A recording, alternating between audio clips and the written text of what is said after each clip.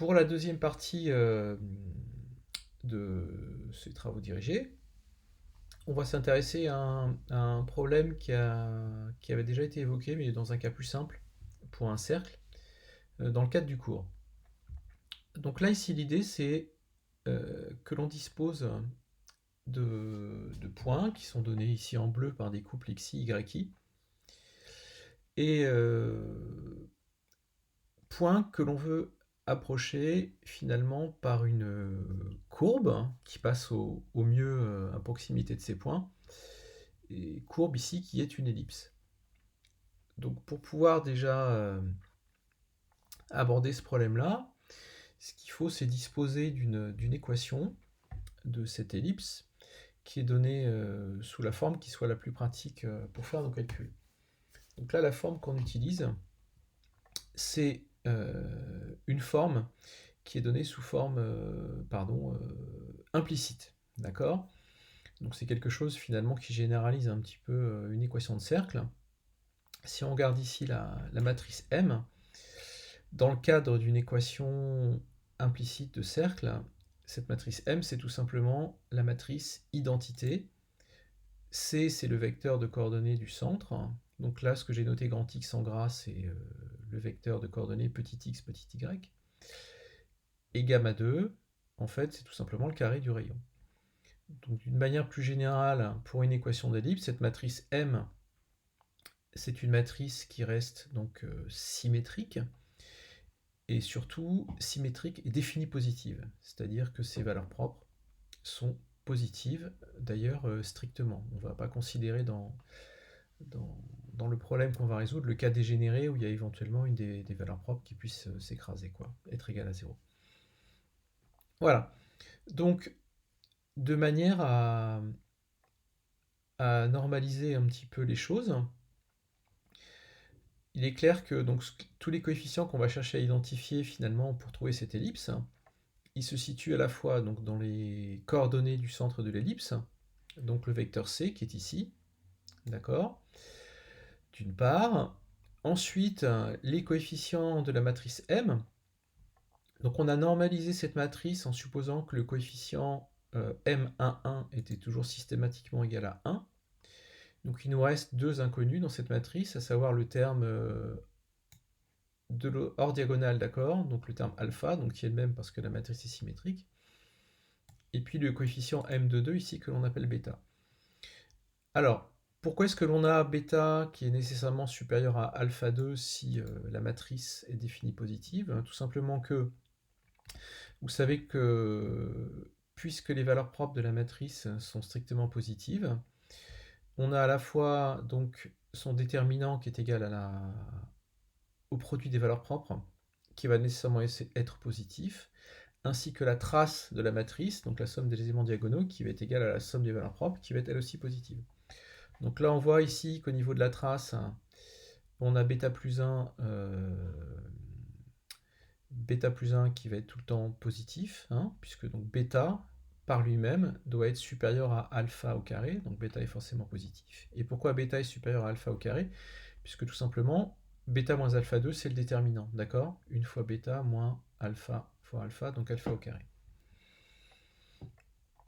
Voilà, donc comme pour le cercle, ce que l'on va faire, c'est qu'on va essayer de minimiser, alors quelque chose qui vaut ce qui vaut, qui est la distance algébrique. Alors la distance algébrique, si vous vous souvenez bien, pour le cercle, c'était tout simplement, pour chaque point xi, grand xi, c'est-à-dire petit xi, petit yi dans le plan, on vient calculer finalement deux quantités, donc chaque membre en fait de notre équation implicite, où on peut dire tout simplement la valeur finalement du membre de gauche de l'équation implicite quand on a tout passé à gauche et qu'à droite on a un 0, d'accord? Donc cette quantité, on va chercher à la rendre la plus petite possible, en sachant que lorsqu'un point est exactement sur l'ellipse, chacune de ces quantités individuelles est nulle. Voilà. Donc, là ici c'est forcément plus compliqué que pour le cercle, puisqu'on a plus d'inconnus, mais on va voir que ça peut tout simplement aussi se mettre sous forme linéaire.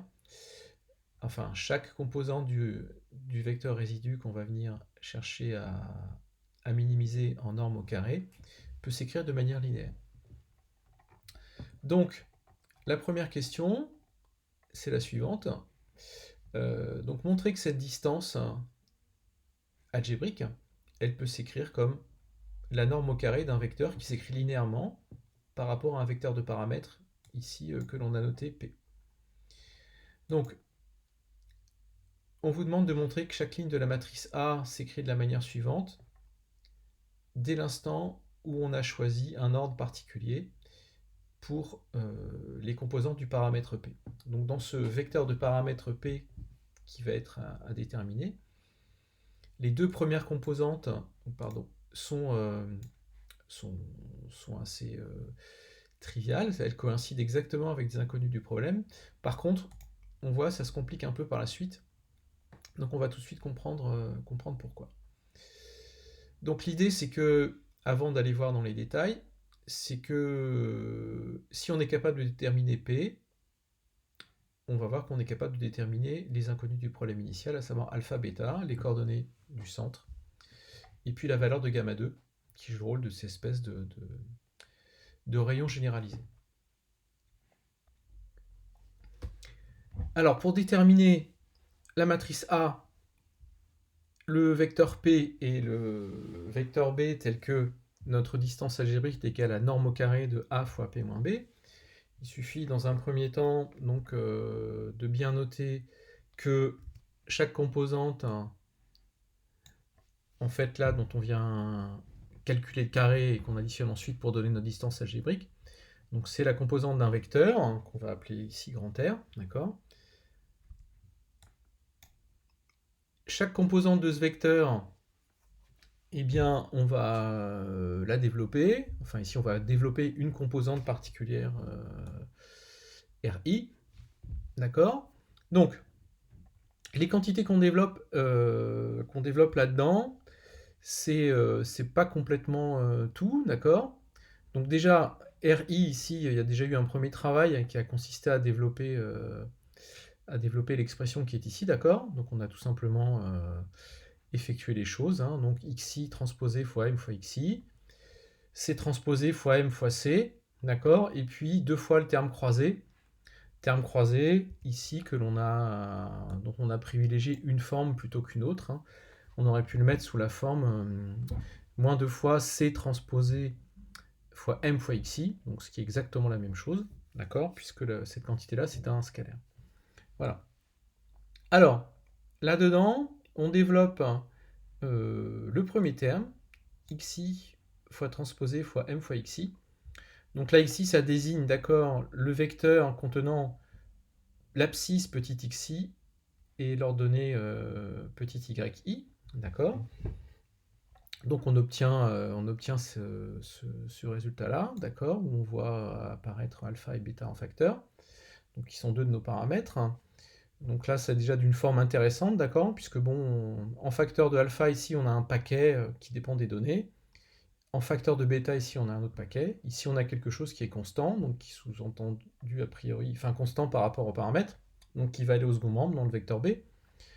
Alors ensuite, le résultat du développement de cette quantité-là, ici, voilà, alors qu'on développe, ok. Alors pas complètement, d'accord, on laisse ici des expressions algébriques qui font intervenir nos inconnus, enfin pas toutes, donc ici C1, C2, alpha, et ici, pareil, C1, C2, alpha et bêta. Voilà, donc c'est quelque chose qu'on réécrira d'une manière différente ensuite.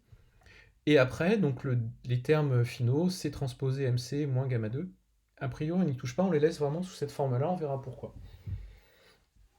Ensuite, donc, on va factoriser cela. Alors, factoriser ça par rapport au paramètre, le vecteur de paramètres, en fait, qui est donc ici. Il était a priori donc donné dans l'énoncé. Donc, il suffit tout simplement de factoriser la ligne précédente, d'accord. Donc, en facteur de alpha, ici, on a donc 2 fois xi, yi, d'accord. En facteur de bêta, on a yi carré, ok. Donc ensuite, en facteur du paquet C1 plus alpha fois C2, on a moins 2 fois xi. OK. Et en paquet de alpha C1 plus bêta C2, on a moins 2 fois yi.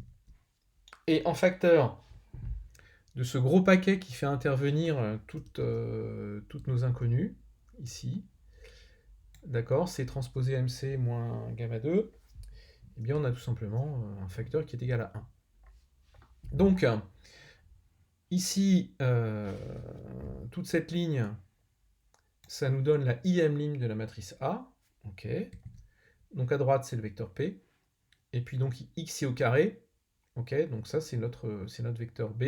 Alors B au signe près, d'accord, puisque on avait dit que la quantité à la distance algébrique, on l'écrivait sous la forme norme au carré de A fois P moins B. Donc chaque BI, ça va être moins xi au carré. Voilà. Donc,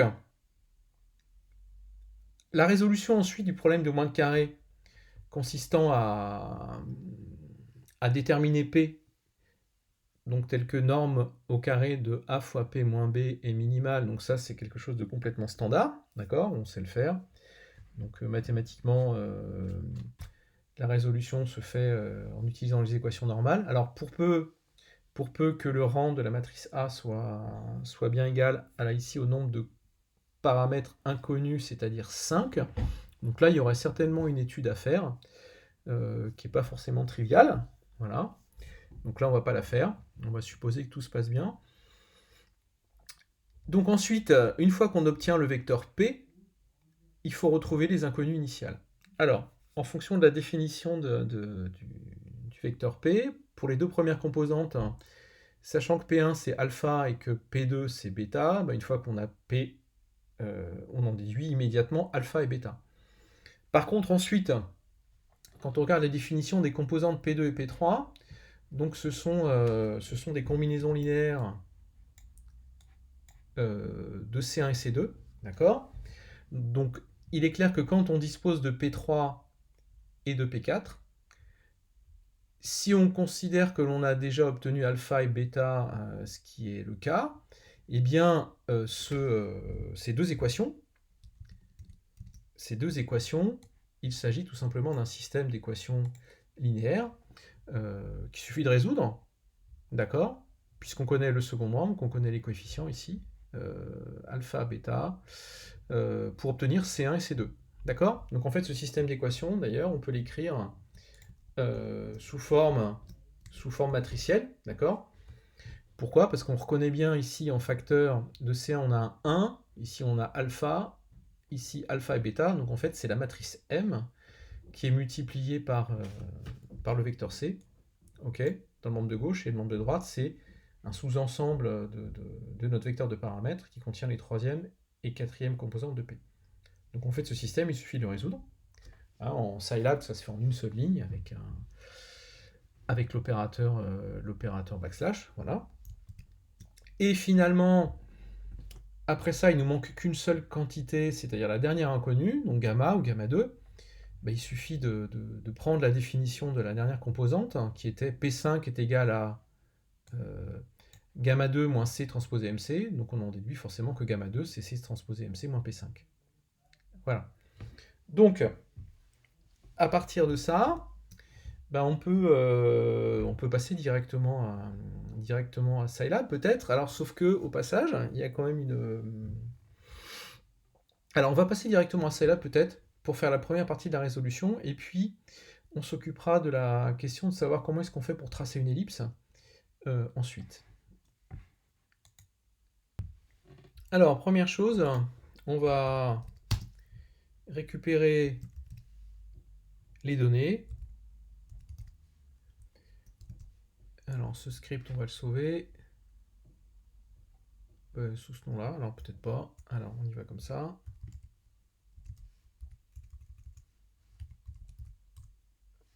Voilà.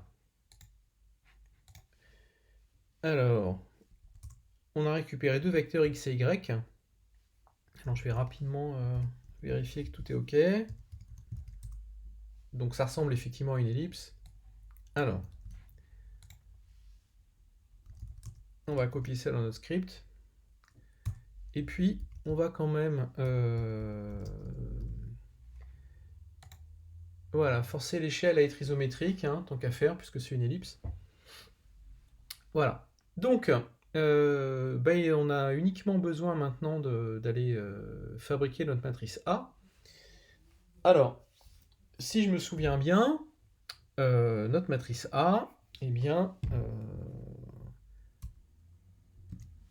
ça va être la matrice suivante. Alors, on l'avait donné en fait ligne par ligne, mais là, vu que les vecteurs x et y sont des vecteurs colonnes, donc ça pose pas de problème pour fabriquer cette matrice en fait colonne par colonne, comme ce que l'on avait fait pour les autres problèmes de moins de carré plus simples, hein, pour les problèmes de régression. Donc la première colonne, elle contient les xi fois yi avec un facteur 2. Donc ici, ça va tout simplement s'écrire, oui voilà, 2 fois x multiplié élément par élément par y. Ensuite, on avait les yi au carré, d'accord. Ensuite, les x et les y avec un facteur moins 2 devant. Et ensuite, un vecteur de 1 de même taille que x ou y, ce qu'on écrit comme ça en Scilab. Voilà, alors on peut exécuter les choses au fur et à mesure. Voilà, notre matrice A. Ok, donc ça a plu à Scilab. Donc, le vecteur B, on ne va pas forcément le former, puisqu'on sait que finalement, aussi une presse, c'est x au carré. Donc, la résolution du problème de moins de carré pour déterminer le vecteur P, donc sur lequel il y a encore un peu de travail, eh bien, ça va se faire de la manière suivante. Ok. Alors, ce qu'il y a dans notre matrice, dans notre vecteur P, alors pour l'instant, c'est pas forcément super intuitif, hein. Alors, les deux premières composantes, c'est alpha et bêta. Et à partir des composantes 2 et 3, hein, par résolution d'un système linéaire, on devrait obtenir le centre de l'ellipse. Donc là, pour l'instant, ce n'est pas des choses que l'on voit explicitement. Alors, donc, eh bien, on va récupérer les choses complètement naturellement. Donc, alpha, c'est P de 1. Bêta, alors je vais l'appeler bête parce que tout simplement, bêta et vous allez voir gamma aussi, ce sont des noms de fonctions Scilab. Donc, pour éviter les ennuis, on va faire les choses plus simplement. Donc, la matrice grand M qui va me servir effectivement telle qu'elle. Donc, première ligne 1 alpha, deuxième ligne alpha bêta. Le calcul des composantes du centre. Alors on a vu que c'était la solution du système linéaire dont la matrice est égale à M et second membre, les composantes 3 et 4 de P. Alors on va peut-être déjà exécuter ça pour voir si dans C ça nous donne quelque chose qui a du sens. Alors 0,21 en abscisse, donc quelque chose qui est à peu près au milieu entre 0 et 0,5, et puis moins 0,4 pour l'ordonnée. Donc quelque chose qui serait à peu près par là. Donc on serait par là. Donc c'est pas trop mal, hein. Ça doit être, tout ça, ça doit être correct. Ensuite, que nous manque-t-il? Il nous manque que gamma. Alors on a vu que gamma 2 c'était C transposé MC moins P5. Donc gamma ça va être la racine carrée de cette quantité-là. Alors bien évidemment, donc on espère qu'elle est positive, hein. Alors, moins P de 5. Voilà. Donc là, on a tout. À vrai dire, les seules choses qui ont des valeurs un peu intuitives pour l'instant, avant d'être capable de tracer l'ellipse, c'est essentiellement C, quoi. Et puis dans gamma, je sais pas trop, 57. Alors, le juge de paix, ici, maintenant, ça va être quoi? Ça va être de venir tracer notre ellipse. Alors, pour ça, il y a un petit peu de travail préalable pour savoir comment obtenir un paramétrage de notre ellipse, étant donné le centre, le rayon généralisé, gamma, et puis surtout la matrice M.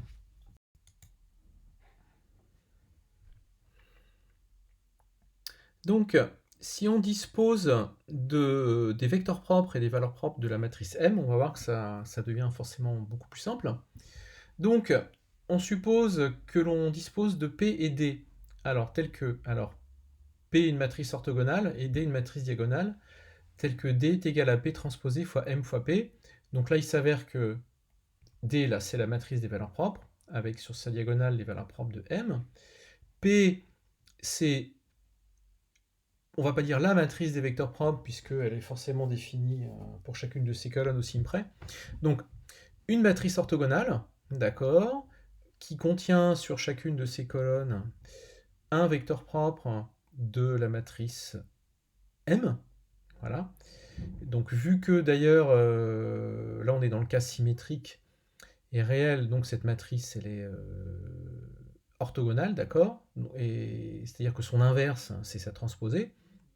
Donc, la diagonalisation de la matrice M, dans ce cas-là, elle s'écrit vraiment D est égal à P transposé fois M fois P.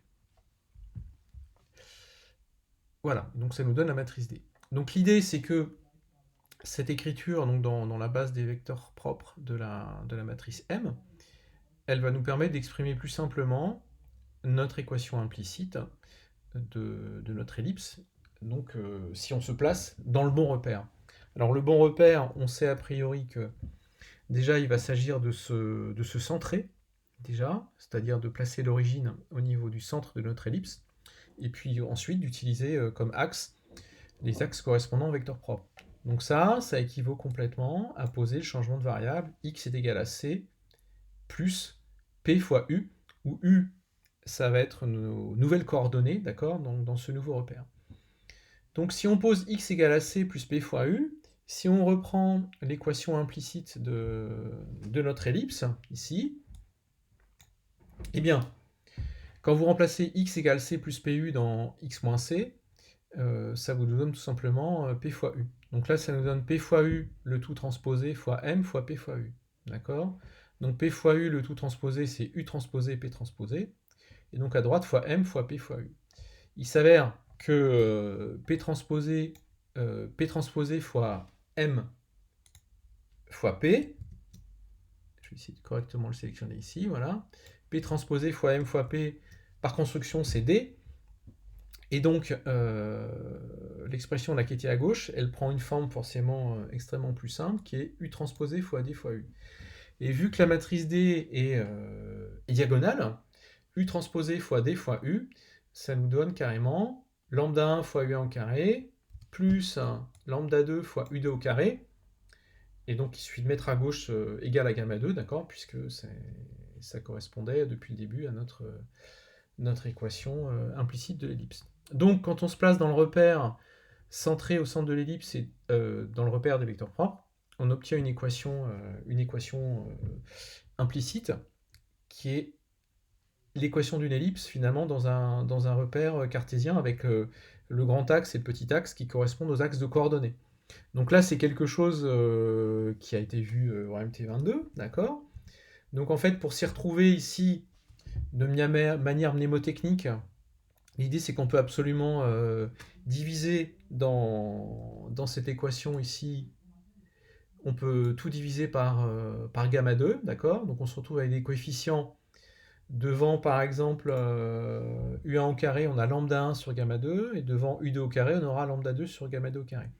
Donc ces deux quantités, elles nous donnent à un inverse près, eh bien, donc les coefficients petit a, petit b, classiquement, qu'on avait dans une équation d'ellipse qui serait écrite sous la forme u1 au carré sur a au carré plus u2 au carré sur b au carré est égal à gamma 2. D'accord ? Donc au niveau du paramétrage, finalement, on obtient quelque chose de très classique. C'est-à-dire que pour la première coordonnée u1, ça donne bien gamma sur racine de lambda 1 fois cosinus t. Donc vous voyez bien que si vous remplacez cela dans l'équation implicite qui est au-dessus, d'accord. Donc u1 au carré, c'est bien gamma au carré sur racine de lambda 1 au carré lambda 1. Donc ça nous donne bien gamma au carré fois u1 au carré. Quand on vient remplacer la deuxième quantité dans l'équation implicite au-dessus, donc ça va nous donner sinus carré de t multiplié par gamma 2. Donc ça donne bien gamma 2 égale gamma 2, donc ça marche. Voilà. Donc, si ensuite, une fois qu'on a donc ce paramétrage en U, bah, il suffit de réutiliser de manière complètement évidente l'équation qui est là, qui nous donne x en fonction de U, et de remplacer U, le vecteur U, par le vecteur contenant U1 de t, U2 de t, d'accord? Et donc ce qui nous donne le paramétrage suivant, qu'on va pouvoir écrire pratiquement tel quel ensuite en Scilab. D'accord? Donc, le seul détail crucial, alors finalement, on s'y intéresse au chapitre suivant. Là, on anticipe énormément, c'est-à-dire qu'on va utiliser directement Scilab pour déterminer la matrice P et la matrice D. Alors, allons-y. Donc, pour déterminer les valeurs propres et les vecteurs propres, on va utiliser la fonction qui s'appelle spec. Alors spec, pourquoi? Parce que l'ensemble des valeurs propres d'un opérateur en maths, ou donc spécifiquement dans les espaces de dimension finie, c'est-à-dire pour les matrices, c'est l'ensemble des valeurs propres, on appelle ça le spectre. D'accord? Donc là, on va utiliser vraiment la syntaxe la plus basique qui existe. Donc, la matrice R à gauche, ça va être la matrice des vecteurs propres, et puis la deuxième matrice qui sort, la diagonale, ça va être une matrice diagonale avec sur sa diagonale les valeurs propres. Voilà. Donc on va y aller progressivement. On va déjà calculer les valeurs propres de la matrice M. Donc je vais copier cette ligne dans la ligne de commande. Voilà. Donc la matrice D, elle est bien diagonale. La matrice P, alors, eh bien, on va calculer la matrice P. Et enfin, elle est déjà calculée. Mais on va vérifier tout simplement que P fois, par exemple, P transposé, ça donne bien la matrice identité. Donc c'est bien une matrice orthogonale. D'accord? Voilà. Vous pouvez vérifier au passage que l'inverse de P, c'est pratiquement égal à P transposé. Oups, alors il faut que je mette un grand P. Voilà. Bien, donc par ailleurs, alors ne faisons pas trop de digressions. Alors, donc une fois qu'on a P, une fois qu'on a D, bien on a presque le paramétrage de notre ellipse. Alors, qu'est-ce qu'il suffit de faire? On va choisir des valeurs de t entre 0 et 2π en nombre suffisant. Allez, on va en prendre 500. D'accord? Ensuite, eh bien, qu'est-ce qu'on va définir? Alors, on va peut-être définir presque au total la quantité qui nous intéresse. Alors, je vous rappelle, si on veut revoir le paramétrage sous les yeux, ok. Donc, on va d'abord en fait calculer la partie qu'on additionne assez ensuite, d'accord? Donc, gamma fois p fois cos t sinus t, hein, à un facteur racine de lambda 1 près. Donc, gamma fois p fois, alors, un premier vecteur ligne, là ici qui va être cosinus t divisé par, alors, racine de lambda 1. Racine de lambda 1, c'est la racine du terme 1, 1, d'accord, de la matrice A. Deuxième composante, sinus t divisé par racine carrée de lambda 2, donc c'est d de 2. Voilà. Alors vérifions que ça calcule quelque chose qui marche bien. Alors il faut bien prendre conscience de quoi? C'est que, en toute rigueur, ici à droite, on aurait envie finalement pour une valeur de t donnée de mettre un vecteur colonne donc un vecteur à une seule colonne, quoi. Là, ici, en définissant t de la manière suivante, si on regarde par exemple la matrice suivante,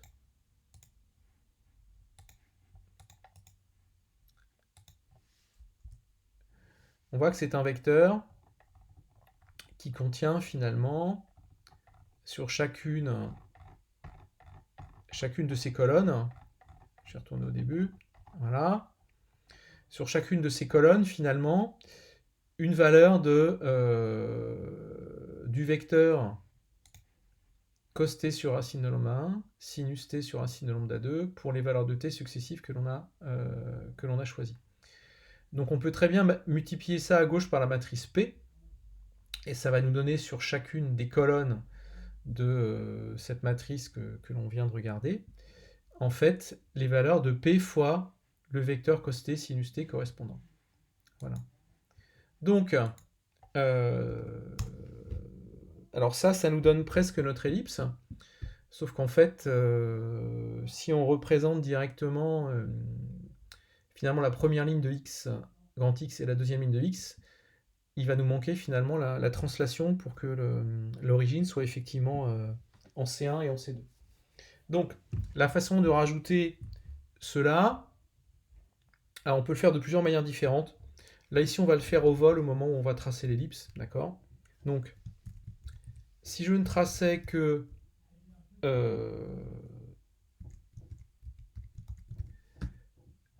si je traçais les choses sans ajouter les coordonnées de l'origine, j'aurais écrit la chose suivante. Alors, je rajoute juste des paramètres pour que on voit bien le tracé d'ellipse par rapport au symbole. Donc ici, on vient rajouter finalement l'abscisse et l'ordonnée du centre. Voilà. Donc ça, normalement, ça devrait fonctionner. Et voilà. OK ?